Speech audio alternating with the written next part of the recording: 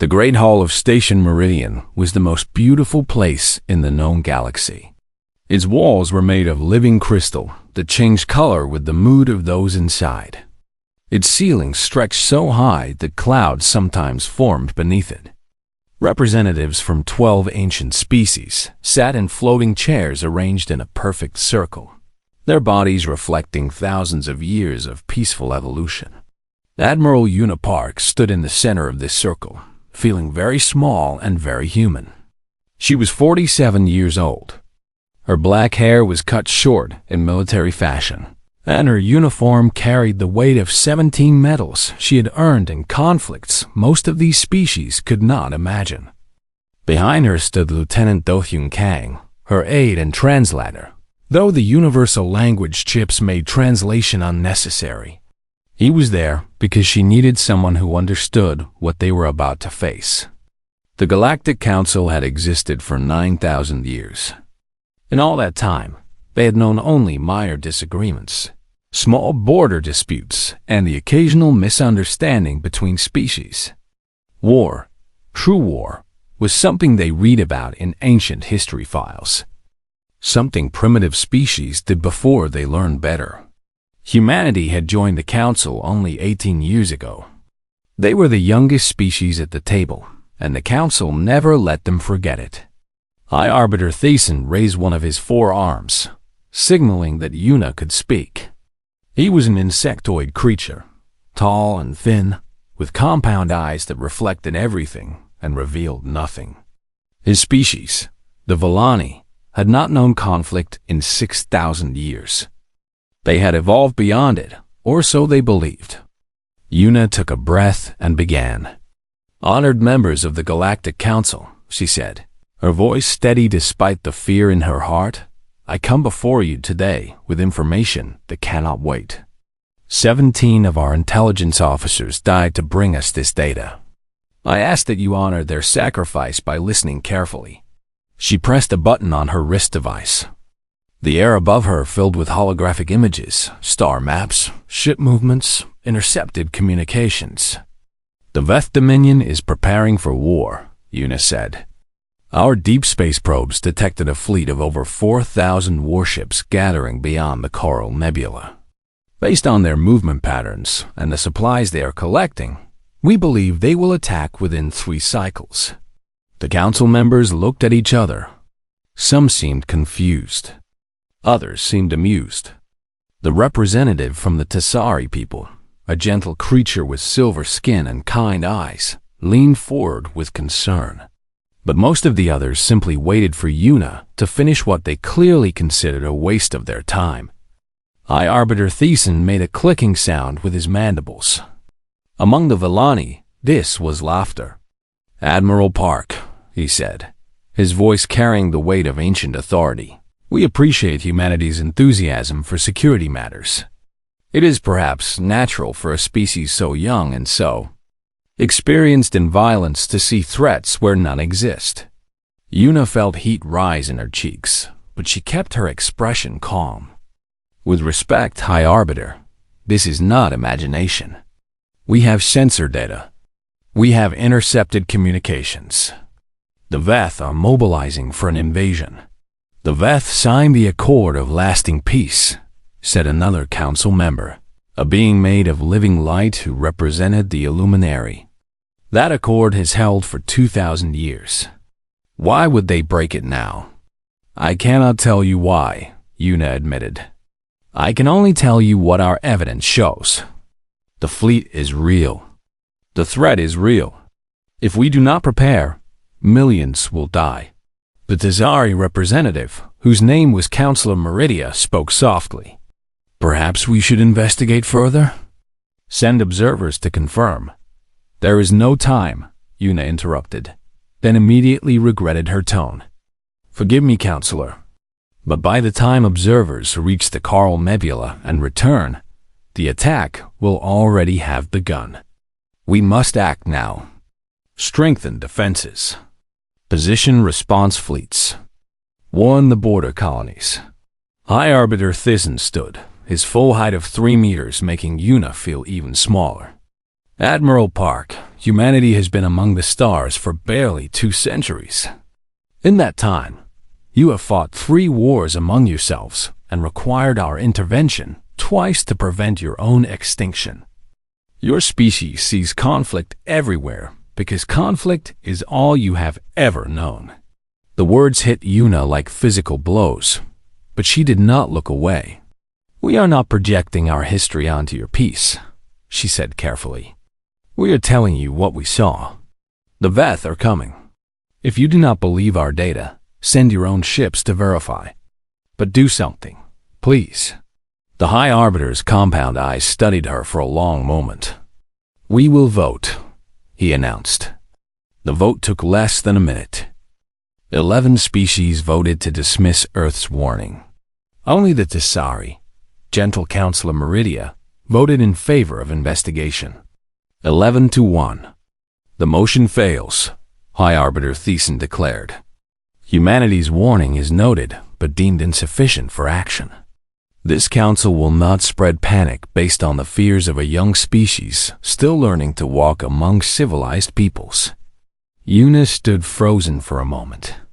Behind her, she heard Do-hyun's sharp intake of breath, felt his anger radiating like heat. High Arbiter, she said, her voice quiet now. When the Veth come, and they will come, remember this moment. Remember that we tried to warn you. Remember that you chose not to listen. She turned and walked toward the exit, Do-hyun falling into step beside her. The crystal walls had turned a cold blue, reflecting the dismissive mood of the council. As they boarded their shuttle, Do-hyun finally spoke. They laughed at us, he said, his hands shaking with suppressed rage. 17 people died getting that intelligence, and they laughed. Yuna looked out the window at Station Meridian, growing smaller as their shuttle pulled away. They have never known war, she said softly. They cannot imagine what is coming. They think peace is the natural state of things, that violence is an aberration only primitive species experience. What do we do now? Do-hyun asked. Yuna was silent for a long moment. When she spoke, her voice carried a weight that made her aide straighten in his seat. We go home. We tell Earth what happened. And we prepare. Prepare for what? They have 4,000 ships. We have less than 100. Yuna turned to face him, and in her eyes, Do-hyun saw something that sent a chill down his spine. Not fear, not anger. Something older, deeper, written into human DNA across millions of years of survival. We prepare to do what humanity has always done, she said. We prepare to fight against impossible odds. We prepare to protect those who cannot protect themselves, even if they do not want our protection. She looked back at the stars, each one representing worlds that might soon burn. The Council thinks our history of war makes us lesser. They do not understand that our history of war is why we survive. We have walked through fire again and again, and each time we emerge stronger. The Veth have never faced an enemy who refused to surrender. They have never fought a species that looks at death and charges forward anyway. Do-hyun nodded slowly, understanding beginning to dawn. We will show them, Yuna continued, what humanity truly is. Not a species defined by violence, but a species forged by it.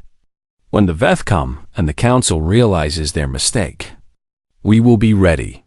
The shuttle entered fold space, carrying them home to Earth, where humanity would begin preparing for a war the galaxy refused to believe was coming. In 18 days, the Veth Dominion would prove Admiral Yuna Park right, and the galaxy would never look at humanity the same way again. The morning sky above Tessari Prime was the color of honey.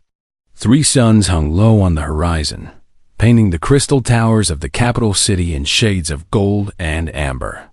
Children played in the floating gardens while their parents prepared for another peaceful day in a peaceful world that had known nothing but peace for thousands of years. Counselor Meridia stood on her balcony, watching the sunrise she had seen 10,000 times before. But this morning felt different. Since the council meeting 18 days ago, she had not been able to sleep well. The human admiral's words echoed in her mind, refusing to fade. When the Veth come, remember this moment. Meridia told herself she was being foolish. The Villani were wise. The council had existed for 9,000 years. Surely they knew better than the young, violent humans who saw enemies in every shadow. The first explosion came at exactly sunrise. Meridia did not understand what she was seeing at first. One of the crystal towers in the distance simply vanished, replaced by a column of fire that reached toward the sky. Then another. Then another. The honey-colored sky turned black as Veth warships descended through the atmosphere, so many of them that they blocked out the three suns entirely. The screaming began. Meridia watched in frozen horror as her world burned. The Veth ships did not discriminate between military and civilian targets because the Tazari had no military targets. They were a peaceful people. They had no weapons, no defenses, no way to fight back. The attack was not a battle. It was an execution. Across the galaxy, on Earth, Fleet Admiral Hyunsu Shin received the first emergency transmission in his underground command center. He was a tall man with gray hair and a face that looked like it had been carved from stone. He had fought in 3 human conflicts and had hoped never to see war again. That hope died the moment the transmission began playing. The holographic display showed Tazari Prime burning, ships falling from the sky, cities that had stood for millennia crumbling into dust.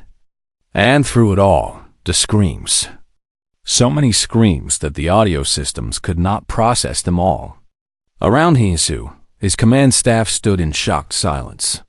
Captain Jiwon Lee, his second-in-command, pressed her hand against her mouth as tears ran down her face.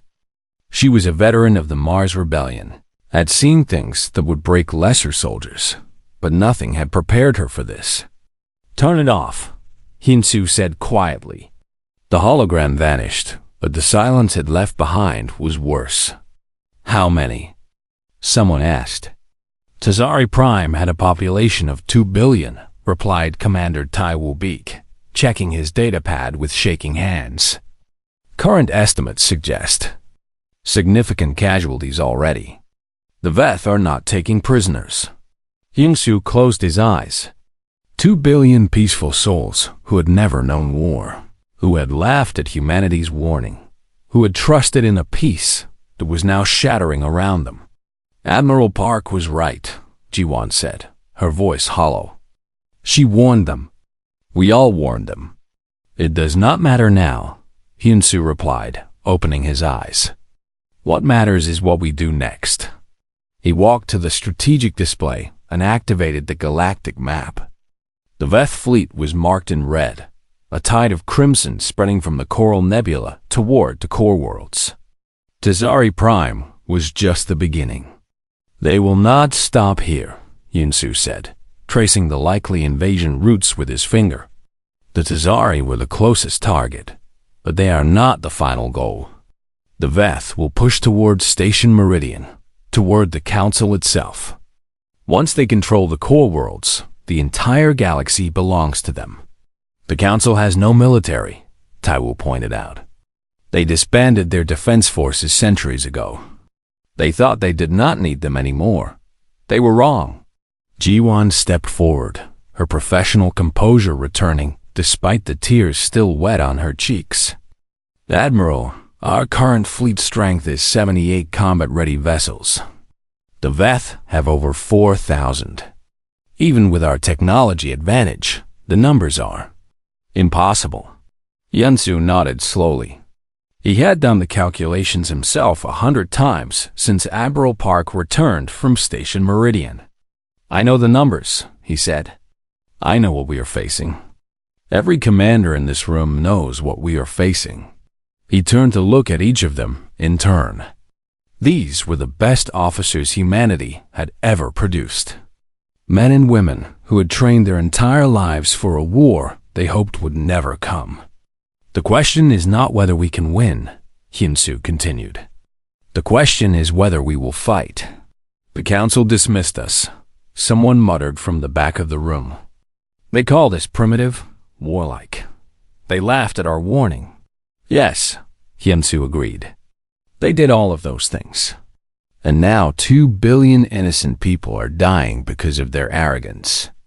He paused. Does that mean we should let them die?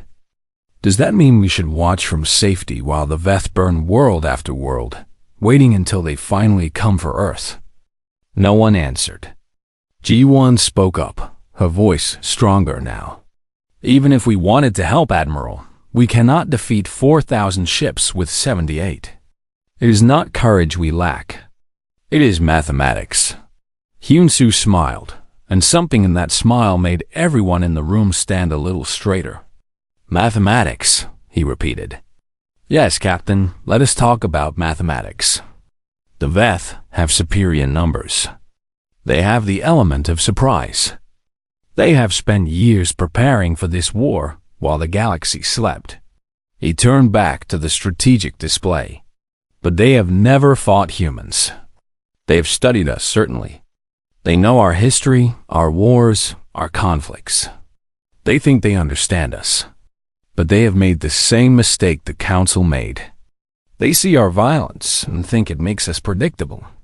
They see our small fleet and think it makes us weak. He pressed a button, and the display changed to show human military history.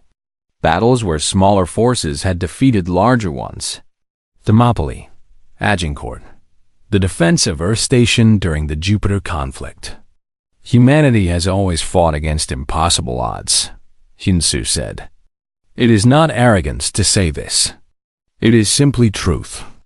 When our backs are against the wall, when there is no hope of victory, that is when we are most dangerous. The Veth expect us to calculate the odds and surrender. They do not understand that we do not calculate odds the way other species do. He turned to face his officers one final time. I cannot order any of you to fight. This is not a war for Earth. Not yet. This is a war for people who dismissed us, who looked down on us, who thought we were too primitive to understand peace. His voice dropped lower. But those people are dying. Right now, as we stand here, billions of innocents are being slaughtered by an enemy they cannot fight. And we can help them. We can stand between the Veth and the rest of the galaxy. We can show the universe what humanity is made of. He straightened to his full height. So I ask you again, will we fight? Ji-won was the first to answer. She stepped forward and saluted. We will fight, Admiral. One by one, every officer in the room did the same. Even those who had spoken of mathematics and impossible odds. Even those who had questioned whether the Council deserved their help. They were human. And humans did not abandon others to face the darkness alone. Hyun-soo returned their salutes, pride burning in his chest. Then prepare the fleet, he ordered. We launch within 6 hours. And God help the Veth when we arrive. The room exploded into activity. Orders were given. Ships were prepared. Across Earth, soldiers said goodbye to their families, knowing they might never return. And in the depths of space, the Veth continued their advance, unaware that they had just made the worst mistake any conqueror could make.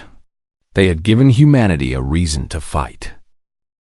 The message from the Galactic Council arrived on Earth, 47 hours after the fall of Tazari Prime. It was addressed to President Min-ji Cho, and it was written in language so humble that many who read it did not believe it was real. President Cho sat in her office in the United Earth Government building, reading the message for the third time. She was a small woman with gentle eyes and gray hair, pulled back in a simple style. She had spent her career building bridges between nations that had hated each other for centuries. She had helped create the United Earth Government from the ashes of the final war. She believed, more than anything, in the power of understanding between peoples. Now she was being asked to send her people to die for a galaxy that had treated them with nothing but contempt. The message was clear in its desperation. The Veth had destroyed Tazari Prime in 3 days. 2 billion dead. The survivors were fleeing toward the core worlds, but the Veth fleet was faster. 4 more colonies had fallen since then. The Council had no military forces to respond. They had believed in peace for so long that they had forgotten how to defend themselves. We humbly request any assistance the human coalition can provide. The message concluded. We recognize that we have not treated your species with the respect you deserved. We recognize that we dismissed your warnings. We have no right to ask for your help. But we ask nonetheless, for the sake of the billions of innocent lives that hang in the balance. President Cho set the message down and looked at the people gathered in her office.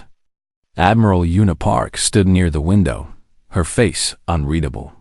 Fleet Admiral Hyunsu Shin sat in a chair, his hands folded in his lap. Various ministers and advisors filled the remaining seats, their expressions ranging from anger to fear to bitter satisfaction. They are asking us to save them, said Minister of Defense Jun Soo-han, his voice dripping with contempt.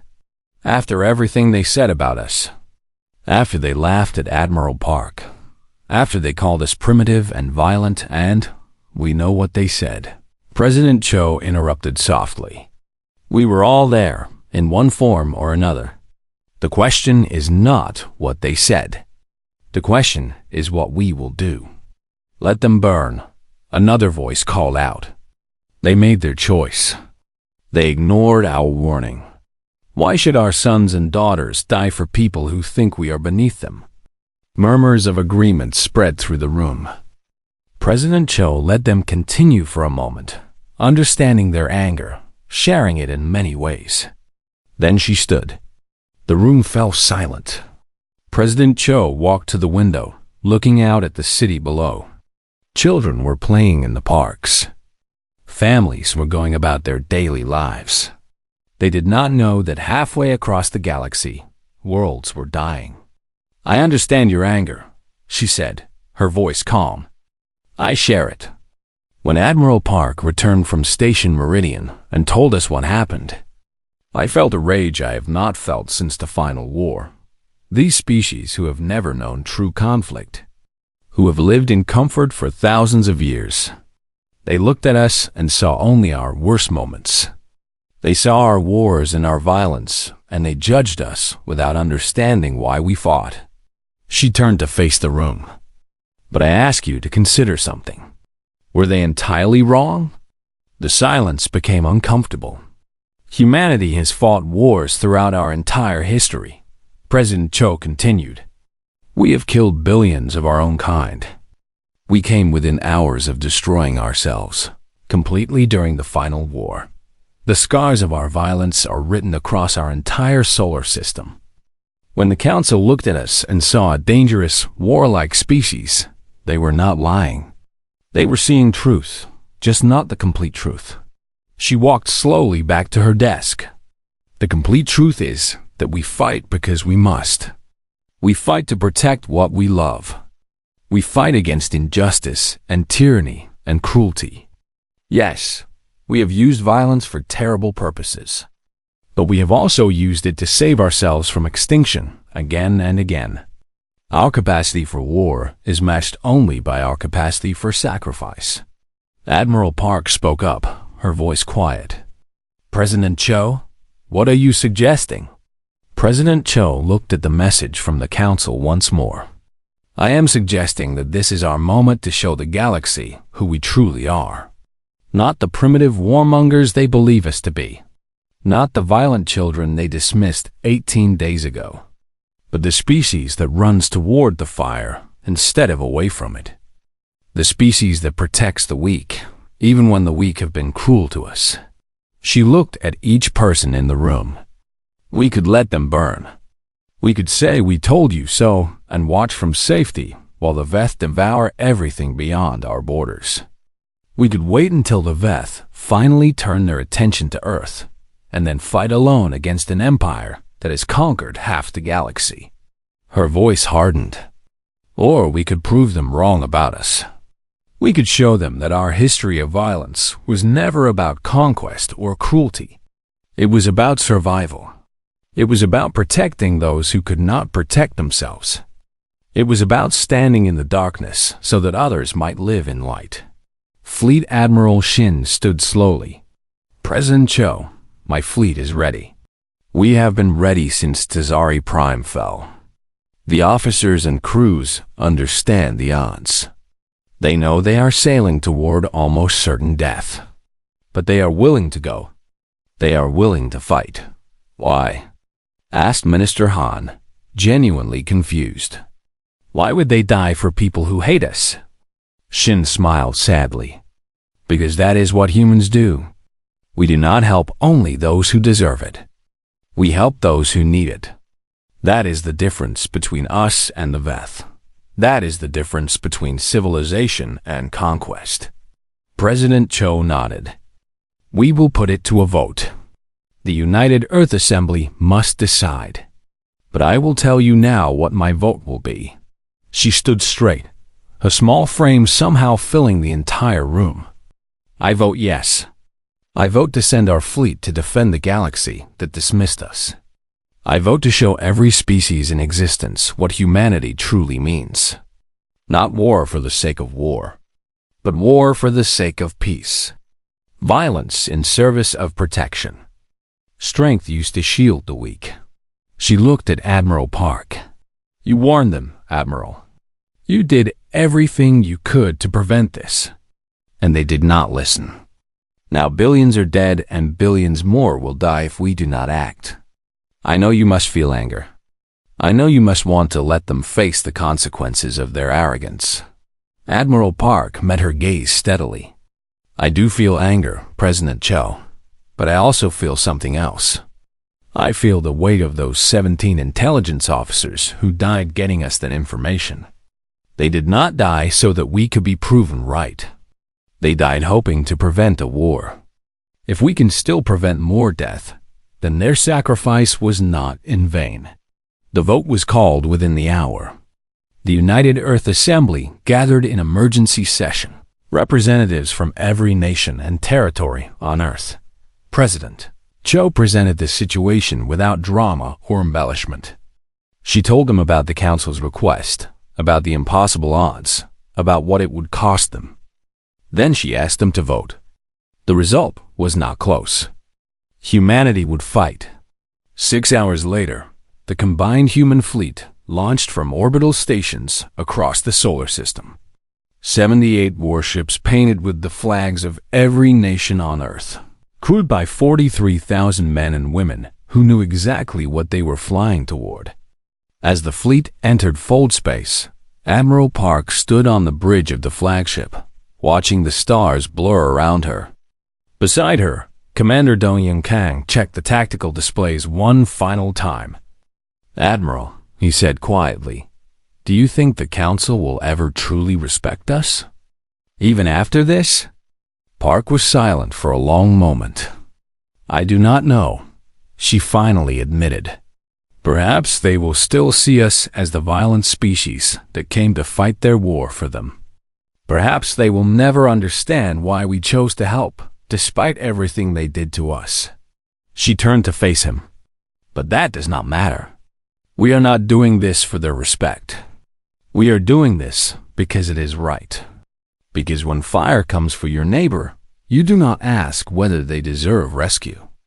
You grab a bucket and you run.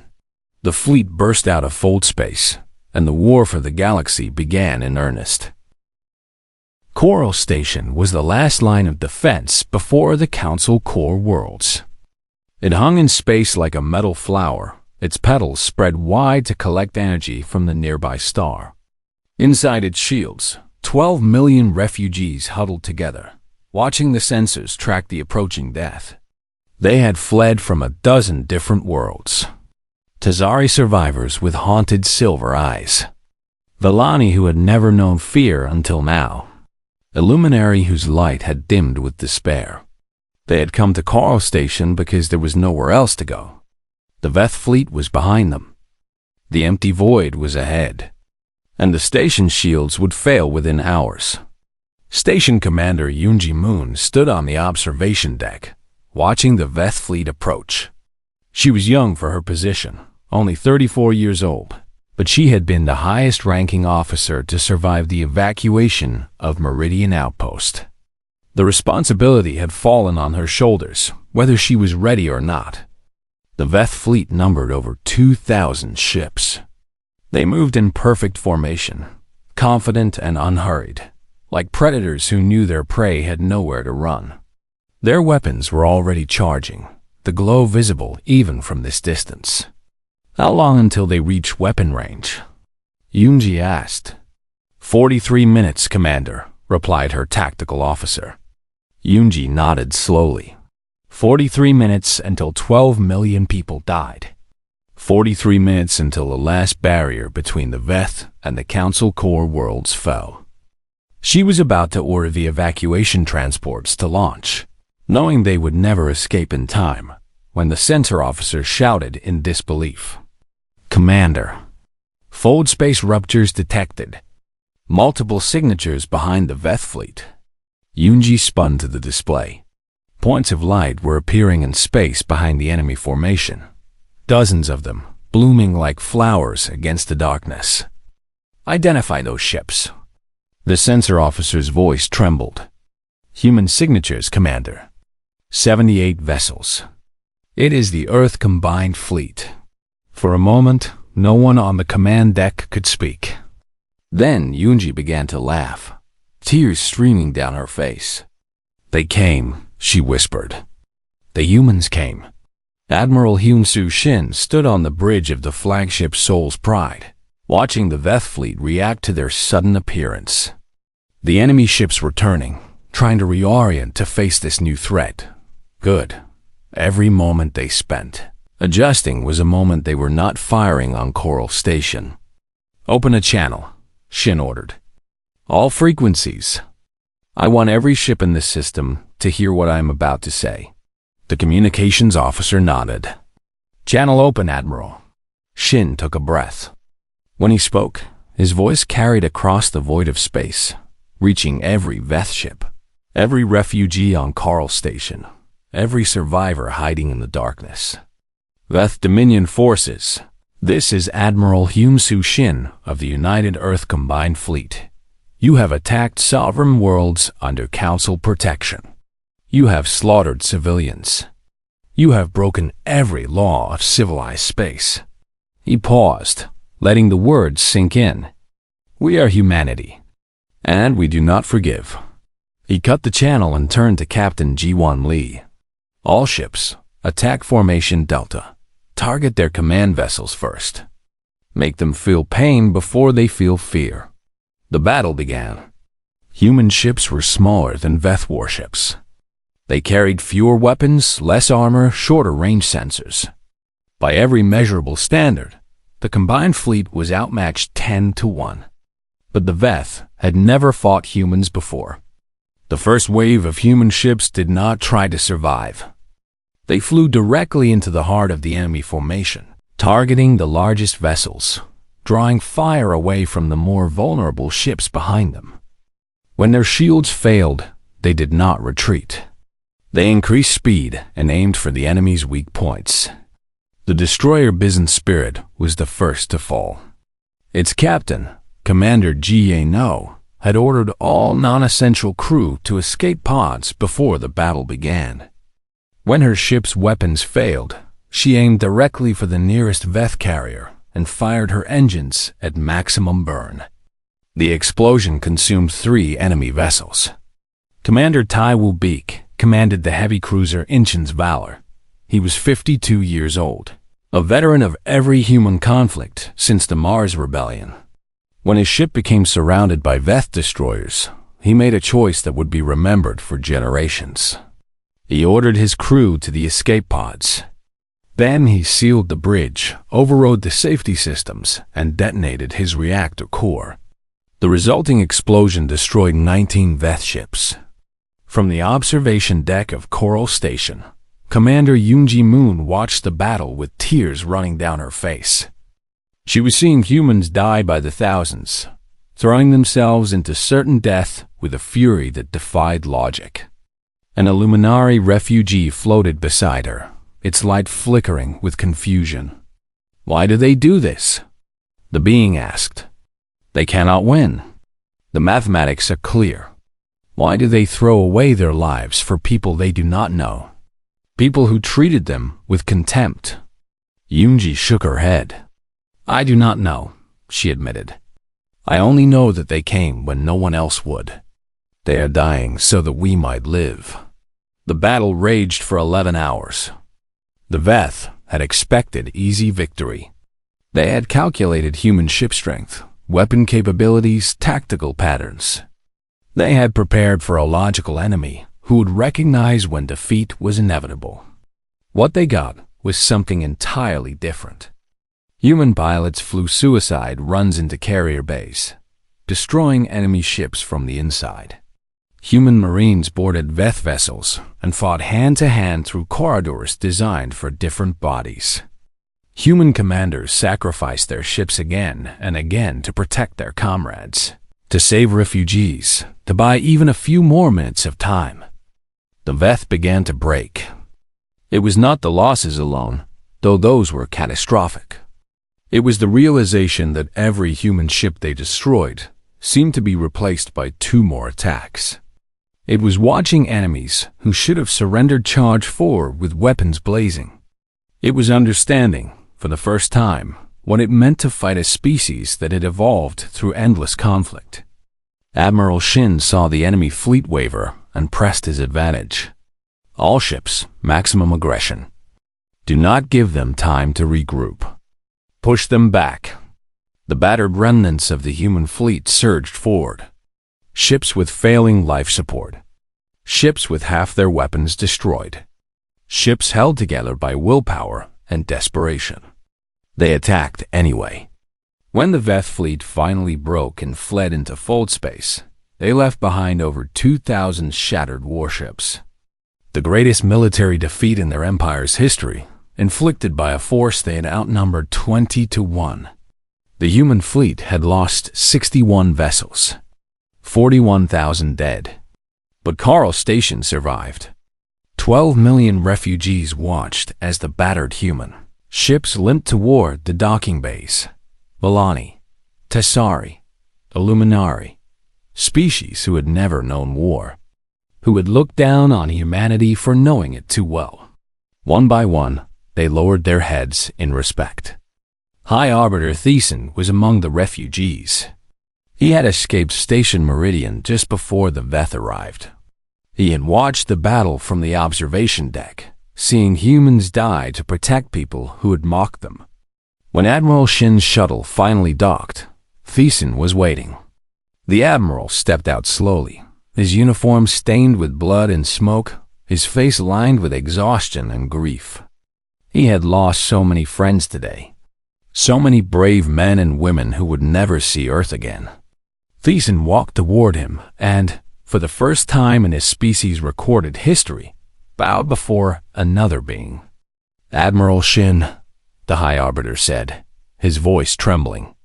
"On behalf of the Galactic Council, on behalf of every soul on this station, I offer our gratitude and our shame. We were wrong about your people. We were terribly, terribly wrong." Shin looked at him for a long moment. Then he nodded once. "Yes," he said simply. "You were. But that does not matter now. What matters is that the Veth are still out there. What matters is that this war is not over." He walked past the High Arbiter, toward the command center where the next battle would be planned. Behind him, the refugees of a dozen species watched the humans move with quiet efficiency, preparing for the next fight even as they mourned their dead. The legend of humanity had begun. 3 years had passed since the Battle of Coral Station. 3 years of fire and blood and sacrifice that stretched across 100 star systems. 3 years that changed the galaxy forever. Admiral Una Park stood on the surface of Veth Prime, watching the enemy emperor sign the surrender documents. The sky above was gray with smoke from battles fought and won. The ground beneath her feet was scorched black from orbital bombardments. But the war was over. The Veth Dominion had been broken. It had not been easy. After Coral Station, the Veth had regrouped, gathered their remaining forces, and launched a counterattack that nearly succeeded. They had learned from their first defeat, adapted their tactics, fought with the desperation of a cornered predator. But humanity had adapted too, and they had not fought alone. Species that had never held weapons learned to use them. The peaceful Tessari, survivors of the massacre that started the war, had formed their own defense forces. They were not natural warriors, but grief had made them determined. The Villani, whose arrogance had dismissed human warnings, had contributed their vast industrial capacity to building new ships. Even the Illuminari, beings of pure energy who had never imagined participating in physical conflict, had found ways to interfere with Veth communications and sensors. The galaxy had united against a common enemy, and humanity had led the way. Standing beside Admiral Park was Commander Do-Yoon Kang, no longer a lieutenant. His face was scarred from a battle 3 months ago when his ship had been boarded by Veth soldiers. He had fought them off with his bare hands when his weapons failed. The scars were marks of honor now. Behind them stood the survivors of the original combined fleet. Only 17 of the original 78 ships remained. But those 17 had been reinforced by hundreds more, built in shipyards across the galaxy, crewed by beings who had never known war before and would never forget it now. Captain Ji-Won Lee was there, an admiral now, half her face covered in burn scars from the Battle of Meridian 3. She had refused reconstruction surgery, saying the scars reminded her of friends who could not be reconstructed at all. Commander Yoon Ji-moon had left Coral Station to join the fleet. She had proven herself a brilliant tactician. Her medical frigate turned into a rescue vessel that had saved over 30,000 wounded soldiers during the war. Fleet Admiral Hyun-Soo Shin had died 8 months ago, leading the assault on the Veth shipyards at Coral Nebula. He had known his flagship was doomed, but had continued the attack anyway, destroying the last of the Veth's shipbuilding capacity. His final words, transmitted across all frequencies, had become a rallying cry for the Alliance. For Earth, for the Council, for everyone who will live because we fought today. Yuna felt tears prick her eyes as she remembered her old commander. So many had died. So many good people who would never see the peace they had fought to create. But they had won. The Veth Emperor finished signing the documents, his clawed hands trembling. He had been a proud creature once, certain that his species would conquer the galaxy. Now he was broken, his empire dismantled, his fleet reduced to scrap. The Veth Dominion surrenders unconditionally, he said, his voice hollow. We accept all terms imposed by the Allied forces. We submit to judgment for our crimes. Yuna nodded. Your judgment will be fair. That is more than you offered your victims. She turned and walked away, leaving the formal ceremonies to the diplomats. She had no taste for such things anymore. She wanted only to go home. 1 month later, the Galactic Council convened for the first time since the war began. The Crystal Hall of Station Meridian had been rebuilt, its walls glowing with colors that reflected hope instead of dismissal. Representatives from every species took their seats, but this time, the arrangement was different. Humanity no longer stood in the center as petitioners. They sat at the table as equals. High Arbiter Thiessen rose slowly. He was old now, his compound eyes dimmed by age and grief. The war had changed him as it had changed everyone. 3 years ago, he said, his voice echoing through the silent chamber, humanity came to this council with a warning. They told us the Veth were preparing for war. They showed us evidence. They begged us to prepare. He paused, looking at Admiral Yuna Park, who sat in humanity's designated seat. We did not listen. We looked at a young species with a violent history, and we assumed we knew better. We thought our thousands of years of peace had made us wiser than those who had never known such peace. We were arrogant. We were foolish. And billions died because of our failure. The chamber remained silent. Humanity owed us nothing, Thiessen continued. After how we treated them, they would have been justified in letting the Veth consume us all. They could have waited in safety until the Dominion turned toward Earth, and then fought alone for their own survival. He turned to face the human delegation fully. Instead, they came. They sent their sons and daughters to die for people who had mocked them. They bled for us. They sacrificed for us. They showed us what true civilization means. He bowed, the deepest gesture of respect his species could offer. On behalf of the Galactic Council, on behalf of every species that survives today because of human courage, I offer our deepest gratitude and our deepest apology. We were wrong about you. We were wrong about everything. Yuna stood slowly. Behind her, the surviving heroes of the war watched in silence. Though Hyun, Jiwon, Yoonji, and dozens more whose names will be carved in the monuments across 100 worlds. We did not fight for gratitude, Yuna said, her voice steady. We did not fight to prove you wrong about us. We fought because it was right. Because when fire comes for your neighbor, you do not ask whether they deserve rescue. You grab a bucket and you run toward the flames. She looked around the chamber, meeting the eyes of species who had once dismissed her. Humanity knows war. We have waged it against ourselves for all our history. We have done terrible things to each other in the name of greed and fear and hatred. You were not entirely wrong when you looked at us and saw violence. A voice softened. But violence is not all we are. We are also love. We are sacrifice. We are the species that stands in darkness so that others might live in light. Our capacity for destruction is matched only by our capacity for protection. She extended her hand, an old gesture from Earth's history, nearly forgotten among species who had never needed it. The war is over. The Veth are defeated. Now we must build something new. A galaxy where no species stands alone. Where an attack on one is an attack on all. Where peace is not assumed but actively defended. She looked at Thiessen. We do not ask for your submission or your worship. We ask only for partnership. Let us build the future together. Let us create something worthy of all those who died to give us this chance. One by one, the representatives rose. One by one, they accepted the offered hand. High Arbiter Thiessen was the last. He approached Admiral Park slowly, his ancient body trembling with emotion.